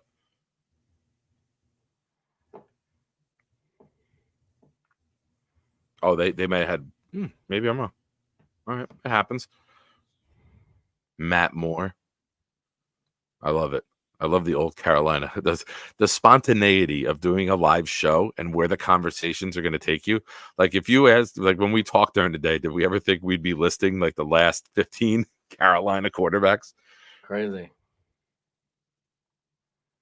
Nice. So let's look ahead now. Defensively. Oh, one more Ablab again. Thank you, bro. I wanted to come in and imagine if Kuntz turns out to be a stud with Ruckert. Yeah. And let's not forget Yeboah. Yeboah was out on the field there taking CJ's role too.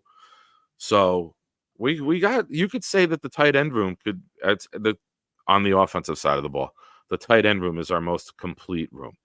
It was amazing. Like Yeboah did come in. I mean, we have playable guys, serviceable guys. Yeah. Yeboah is the reason Cobb scored. Yeah. You're right. You're right. That's a play that doesn't get credit in the stat sheet, but makes a difference in a game. Now, obviously, we won by 30-6, but in another game, you run that play this week, and Yeboah slows down in man coverage, and his defender, he doesn't touch the defender. His defender touched the other player, and that opened it up. So that's nice. Thank you, nice to see players making plays. Ryan, I mean, Griffin. I'd rather have Stewie Griffin. Yeah, I mean, Kuntz is a development. I mean, project. He's a project. He's I mean, the problem is sometimes they start to show some flash in preseason, and then they get poached. So it's not it's the way we poached what's his face, Berrios from New England. I mean, sometimes you're developing a guy and someone, people will come in and poach your guy and take away a development guy. So I mean, that happens. But that'd be interesting. I mean, Yeboah's for real now, man. I mean, I thought he was just a guy barely holding on to a roster spot, but at this point, if he keeps getting reps in, he'll come in as the T3 next year. Like he's going to come in. You're going to have Conklin, Ruckert, and Yeboah, and those are going to be your 3 tight ends. That's what it's looking like. Yeah. I don't think we need. I love Barton because I love his wife and everything, but I don't think we need a fullback. I Okay. don't know I that actually it's unfollowed her. I'm tired of her. I don't My know my that I don't know that it's working out with him, man. I just my don't uh think the my roster's new fine. crush is Jermaine Johnson's girlfriend. Yeah. She's Oh. she's the new flavor of the year. Yeah. Jermaine Johnson's girlfriend is ridiculous. Good for him. Good for him. Enjoy that, pal. But yeah, Ablab, thank you, man. That's multiple super chats in the show. We appreciate you, man. Thank you for doing that for us. The best, man. It's the best. Yeah, it keeps Jeremy buying Gillette razors, so we get to see that fresh, clean shaven face. I want to have a goatee, It gets but me beard oil. It gets I me want to beard have oil. a goatee, but I keep screwing it up. Like I it was uneven and I had to take the whole thing off. I think I have to go to a barber next time. Like I'm gonna let it grow out and then go to a barber. Oh yeah. But now when you look at Miami, McAteer's wow, here. McAteer's here. go ahead, do it. Sean McAteer, guardian of Temecula, one of three. Nobody, and I mean nobody, comes into Temecula and pushes anybody around when Sean McAteer is there. When you go to Temecula and you want In-N-Out Burger, nobody's going to cut the line and nobody's going to cut you off because Sean McAteer is there to say, this burger is for you. Welcome, Sean McAteer. No, we don't. We definitely have to. If Aaron Rodgers, well, if he's playing great, maybe you save Aaron Rodgers. But I don't know. All right. We'll save. coming We got 25 minutes left. Let's get into that. I could see him coming into the second half as like the hero.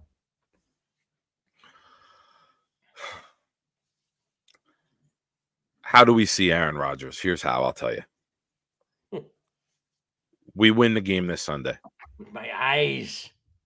We win the game Sunday.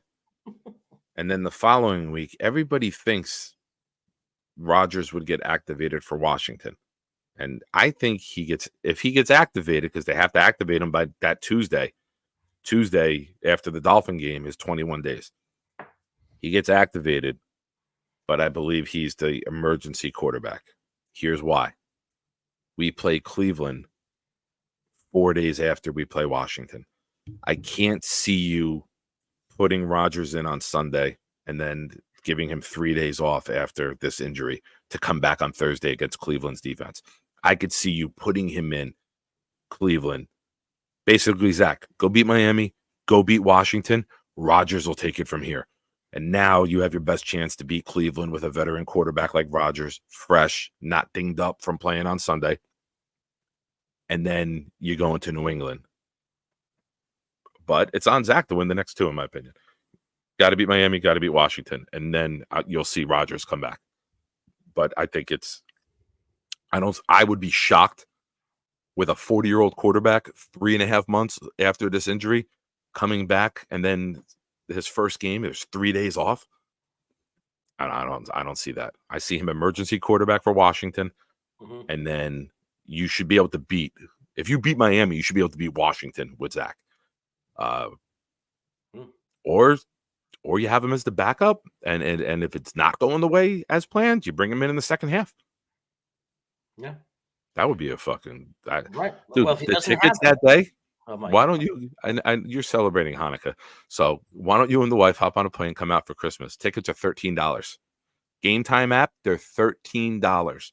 You can get 30th row off the field for $42 right now.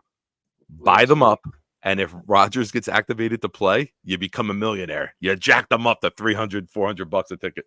It's the plane tickets I'd worry about. So. Yeah, but if you make the money on the, but yeah, I think that's how we see Rodgers. I think that's the only scenario we see Rodgers play, unless he just wants to say he did it, and I'm going to play the last game against New England to say I came back this year. And if he gets hurt, he gets hurt. Yeah. But looking at Miami's offense, it's worth noting their offense stalled against the Titans on Monday, and they couldn't do much once Tyreek Hill got hurt. And how do you beat Miami? Obviously, Tyreek Hill is a major factor. Tyreek Hill does for Miami what Deebo Samuel does for the 49ers. When did the 49ers lose their 3 games this year? When Deebo Samuel was hurt. Deebo is so valuable to that offense. Yes, they have McCaffrey. Yes, they have Kittle. Yes, they have Ayuk. But you know what? They couldn't win a fucking game when Deebo went out. If Tyreek Hill misses this game, or if Tyreek Hill attempts to play injured and not at 100%, it's going to hurt them. Our defense could feast. And how do you beat Tua? You make Tua, you eliminate his first read, because Tua struggles going through his progressions, and that first read's not open. He panics. Take that first read away, bump them at the line. Kansas City beat the shit out of them in Germany at the line and took Waddle and Hill off of their timing. I know the Jets play a lot of zone. You cannot play 8 yards off the goddamn line against Hill and Waddle. They'll eat you alive. And let's be real, Sauce isn't the greatest at tackling in the open field. So you run a quick little pass to Hill, he got past him a time or two. Yeah. So. Harlan, he's held up. Now, I know we have an aggressive defensive line. I'm nervous about it because, first of all, I'd never wish that on someone. But the other thing that gets me nervous is you could have a totally legal and clean hit, and if that guy gets hurt, they're throwing the flag. And that they are it's like it could be the cleanest hit in the world. If that guy goes flat down, bangs his head, they're gonna throw the flag at a print. Like, oh no, you're not allowed to touch Tua. I hope all I hope is that our guys are clean. Like, let's eliminate the stupid penalties. Great point. No late hits. Clean tackles. Don't slam him down. Don't be the guy that gets remembered as I ended to his career. That's not something to be proud of. Don't do it. Just hit him, tackle him clean. Yeah. And that's it. And I'll add this. I'll admit, I didn't think Tua would physically hold up. And what we saw last year with how he responded physically with the concussions and his body locked up, I'm not happy the Dolphins are winning, but human to human, I'm happy Tua's okay, because another concussion could be really ugly. So I'm happy that Tua has been healthy this season. I really am. Yeah. Take the rivalry out of it. Take the hatred for the Dolphins out of it. You don't want to see that happen to a human being. Yeah, Matthew Smith makes a good point. I don't want to see Mike White because I remember our history. Like, why? Mike White was 2-6 as a starter. Stop it. Care. It's the Jets. I don't care. Sam Darnold, White, when he left, he had 3 good games left in his career after he got traded, and one of them, us. So, no, I don't want to see former Jets. I don't like seeing former Jets. Most of my life and most of my experiences, former Jets bite us in the ass every freaking time. Every time. I don't want to see Tua get hurt. Right. I would pay to have Mike White in the game because he will throw interceptions, he will hold the ball too long, and we will drill him, and the ball will come out. I don't know. They'll stick it to us. I know it. Look, the only reason I have hope that we would stop Mike White is the same hope that I have that we stop every quarterback. I mean, we stopped Josh Allen. We contained Patrick Mahomes. I mean, we have a spectacular championship level defense. So that's why I think we could stop Mike White or Tua, and it doesn't matter because we stop every quarterback. I mean, we've been stopping quarterbacks. That's what we do. CJ Stroud has been lighting it up. He just had his worst NFL game. Who was it against? It was against our defense. If our offense moves the ball, if our offense is able to establish drives and have possession of the ball and stop and keep our defense off the field for 37 to 42 minutes of the game, then our defense will be able to contain anyone. No one's going to look good against them. I'll tell you right now, CJ Mosley and Quincy Williams have to have their best games of the season because A-Chain and Mostert, their speed to the outside concerns me. Oh, yeah. So, Michael Clemens, JFM, you cannot dip inside the tackle. You have to have outside containment. We get gashed a lot. I don't know if it's called or they do it on their own, but both of them like to line up outside of the tackle and then try to slash inside. And it seems like that's whenever they gash us with a run on the outside. Yeah, Now if you're the tackle, you tap that and down block, and now you're getting to the linebacker. And those guys' speed, you can't do that. You want Mostert and A-Chain going in between the tackles. You can only do that if it's a planned play where you have a linebacker coming up to seal the edge instead. The problem with that is if you're wrong in their passing, now you can have a lot of open space, right? Yeah. You have a lot of open space if you have to have Williams come in and seal the edge. So I agree. I think that I think that our two best edge sealers are Jermaine Johnson and John Franklin Myers. Those are our two best at sealing the edge. So hopefully they'll be in on the early downs, and we'll call a good game. We need Ulbrich to call a good game. I mean, that's the perfect comment for a Miami kid, right? I think Zach will dominate the Dolphins on Sunday. Who are we to argue? Who are we to argue with you, Miami kid? Thanks for watching. I hope so, but I don't know that he hasn't had to. Don't argue. He's right. Just agree with him. He's right. Miami, unfortunately, because I hate injuries, Miami lost a very important player on that defense in Phillips. So they've had like us. I mean, like us on our offensive line, they've taken a beating in their secondary over the last couple of years. They seem to have bad luck when it comes to that stuff. Smitty, if you go to Washington, let me know. Reach out to me on Facebook Messenger or Twitter, whichever you prefer. Yeah, well, look, I people are vastly underrating Cleveland. Everyone's like, we got one tough game left. It's like, what are people smoking?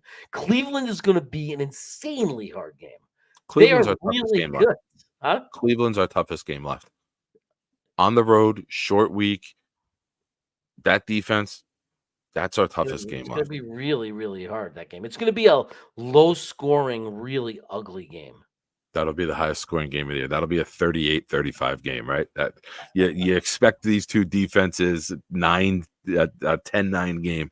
That'll be the shootout. And kudos to their coaching.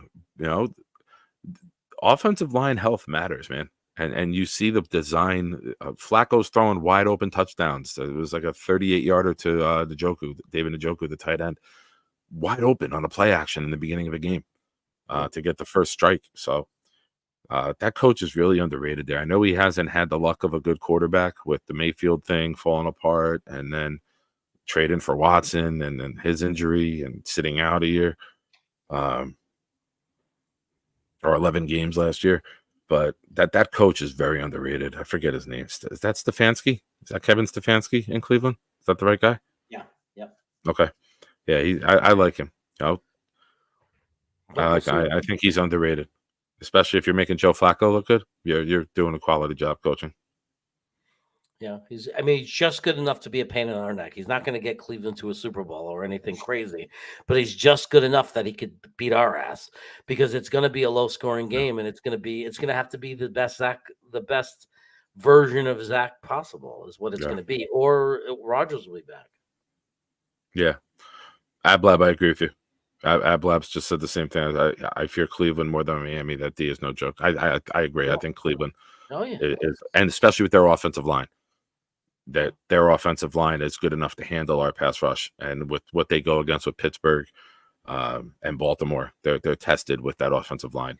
And even if Aaron Rodgers was back, Cleveland's defense is potent. Yeah. Like nothing is a give me when you're playing against a top-notch defense. It's like when you play the Jets. We always say it. Like there's no automatic win against us as long as our defense shows up. It's the same thing with Cleveland, man. I mean, it's like the one thing about Aaron Rodgers that will help is that at least with him, you assume we get more first downs and have established drives and keep our defense off the field a little bit. So it would be more equal.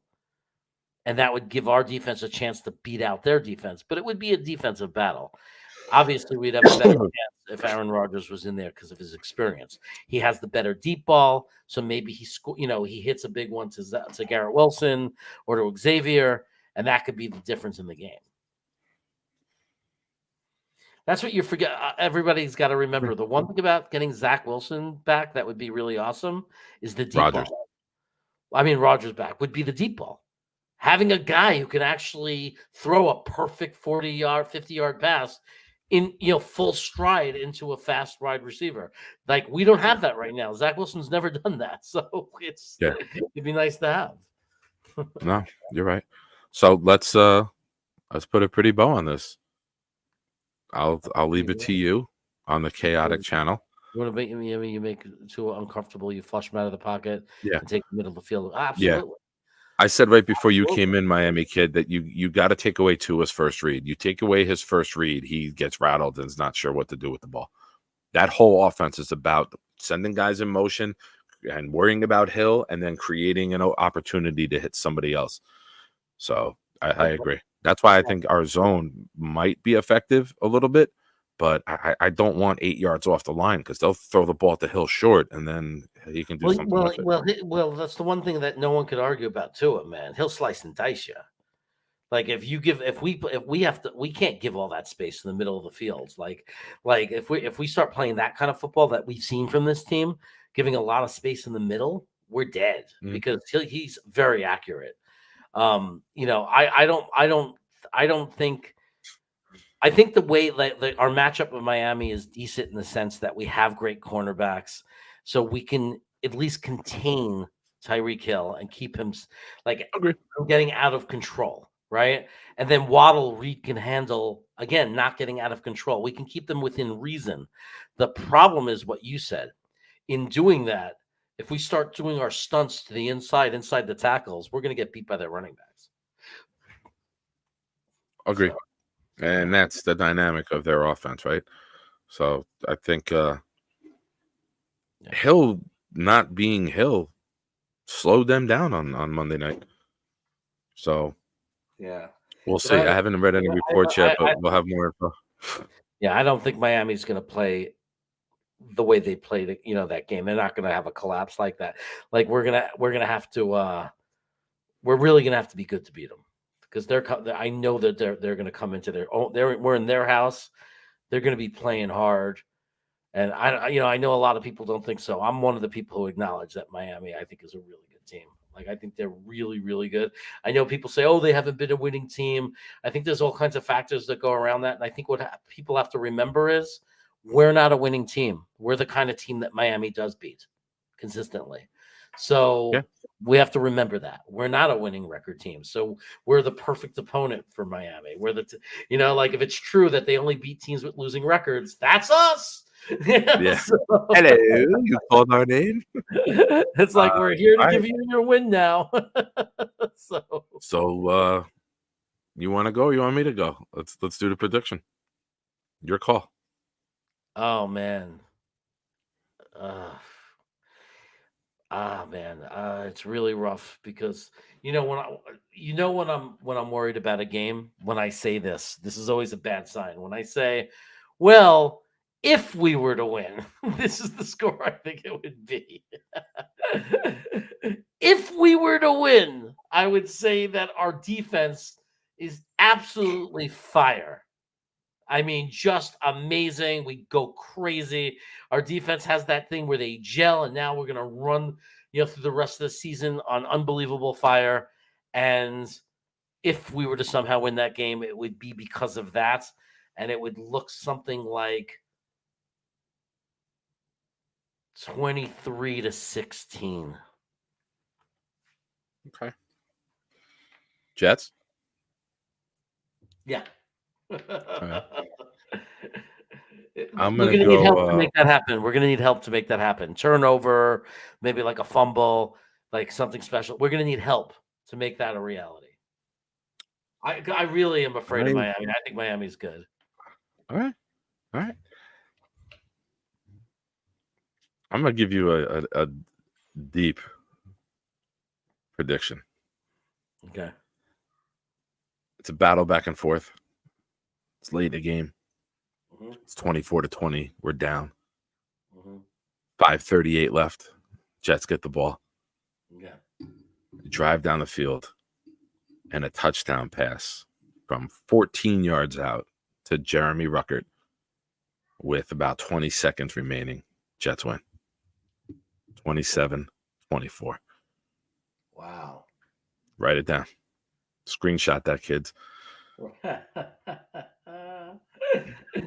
We'll know it's near the end of the show. Like we'll know how to find it. Oh, and we have to bring this up. I hope nobody has a panic attack if we line up for a Hail Mary at the end of the first half.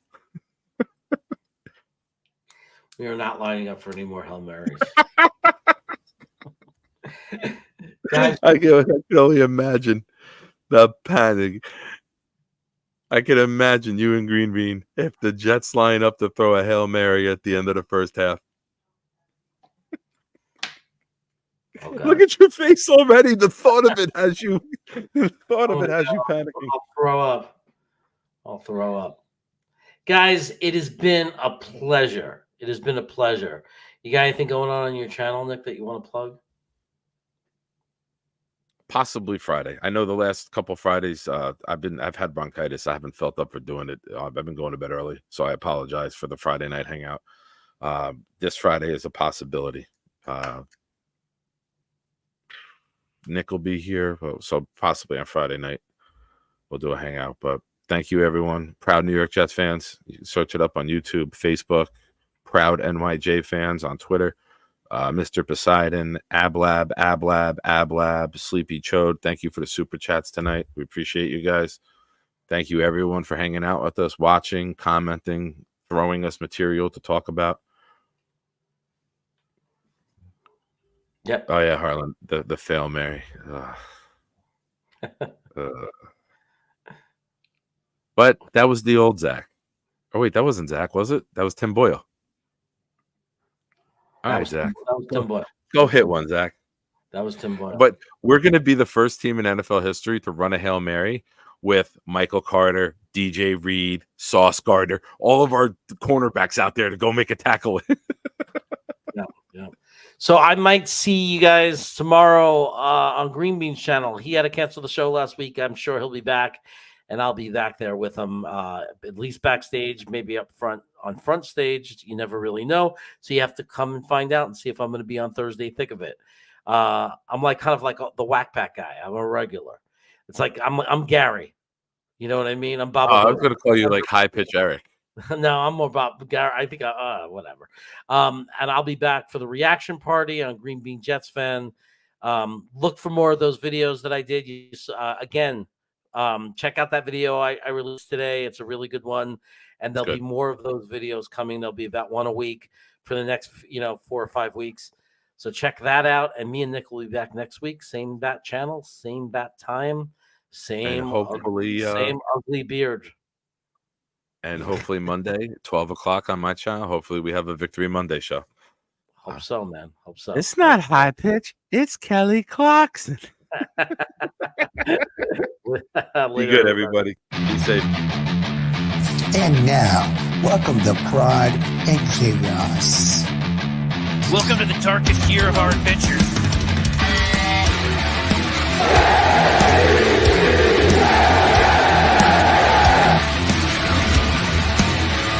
Oh, yeah!